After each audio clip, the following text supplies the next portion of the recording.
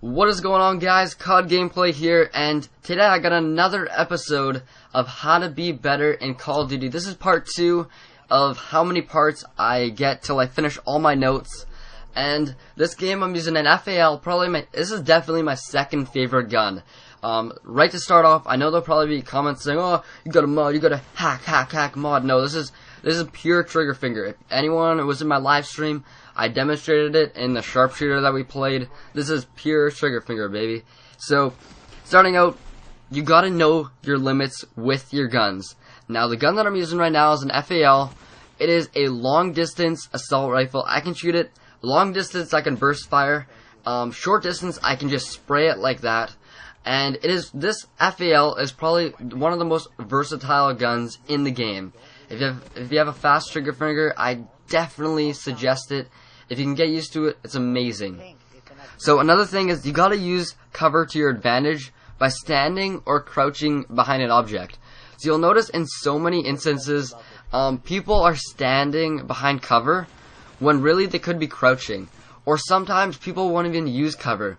Cover is something that is used so little by average or bad players, but by skilled players it is used so much.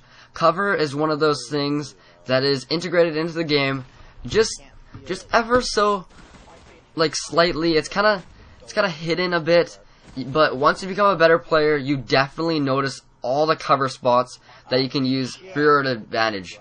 So in Call of Duty, you shoot out of the very, very tip of your head.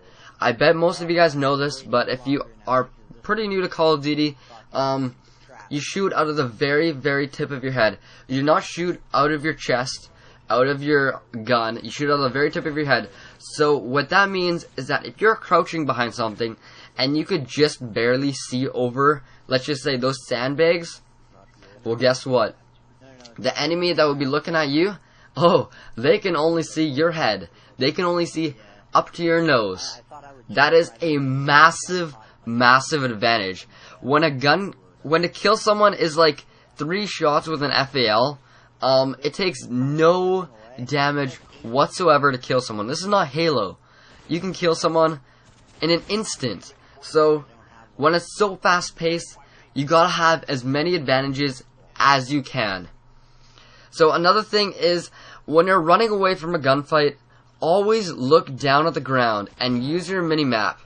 Okay, so this is kind of, I don't know, this isn't something massive, but I always do this. If I'm ever in a gunfight, I'm just barely holding on, or if I know that I cannot win that gunfight, what I'll do, I'll look straight down at the ground, and I'll just start running.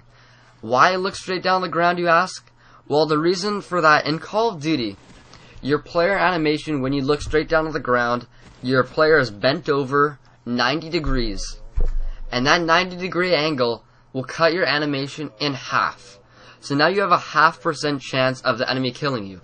Also, if you're running away looking down, all they can see is your butt to your legs. So it is impossible for them to get a headshot on you. Now, this is a lot more difficult for them to get a kill on you, although when you are running away, you know that you cannot kill them. This is a last resort to whatever you do. So look how I just kind of use this claymore. I know it's there, so I just throw the nade. I don't engage because I know I'm going to win. And so you just got to always know your surroundings. Another thing is knowing your surroundings. Keep watch of your teammates on your map, okay? If you're not playing free-for-all, if you're playing a team-based game, you always have to know where your teammates are. Because wherever your teammates aren't, that's where the enemy's going to be. If you're playing team deathmatch, I never ever go with my team. I always go around the map. Always stay on the outside of the map. Do not try to stay in the middle. Stay in the middle as least as possible. And if you're going to stay in the middle, make sure that you have cover on as many sides as possible as well. That was a nice little kill right there. Trigger finger for sure. So staying around the outside edges of the map. In free-for-all or any game mode, look how I'm just dominating this little area. This outside of the map, there's spawns outside of the map. Spawns really do not happen on the very inside of the map. Very rarely do they happen. So, if you're playing TDM, like I said, if you don't have a silent, what I usually do is I will not write a silencer, because I want the action to come straight to me. Revenge kills are so prominent in Call of Duty, because someone will die by you. Oh, I can see your kill cam. I know exactly where you are. I'm going to come back. I need to get this guy. I need to get this guy, because I just died by him. I just died by him twice. I need to go get him again. Revenge kills are so common in Call of Duty. And for that reason, you gotta always change your position. Don't always stay in the same place. But if you do, make sure that you know where the enemies are. So, that is the end of this commentary. I'll catch you guys later. Please give it a like if you guys enjoyed, or at least a rating. If it's a dislike and you really hated this, even how much effort I put into this, go ahead and dislike it. A rating helps me so much, because you guys cannot imagine how much. You know what, actually, I'm going to create a video on what likes and what ratings actually do. Anyways, I'll catch you guys later, and see you guys. Peace.